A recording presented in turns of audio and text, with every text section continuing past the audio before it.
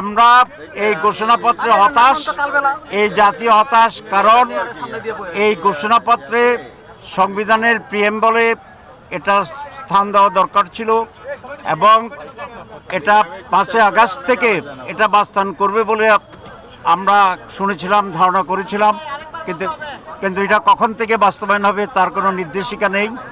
শহীদ পরিবার, বঙ্গু যারা আছে তাদের ব্যাপারে কোনো স্পষ্ট নির্দেশিকা নাই। যারা শহীদ হয়েছে এবং কি যারা যুদ্ধে অংশগ্রহণ করছে তাদেরকে জাতির পক্ষ থেকে দাবি ছিল যে তাদেরকে বিভিন্ন উপাধিতে ভূষিত করার জন্য মুক্তিযুদ্ধ যেরকম হয়েছে তাদেরকে ভাতার ঘোষণা আসা ছিল, রাষ্ট্রীয় পৃষ্ঠপোষকতার কথা বলা ছিল, এই কিছুই এখানে স্পষ্টভাবে উল্লেখ হয় নাই। সেই জন্য আমরা হতাশ। আর আমরা আমাদের নির্বাহী মিটিংয়ের পরে আমরা বিস্তারিতভাবে প্রতিক্রিয়া দেব।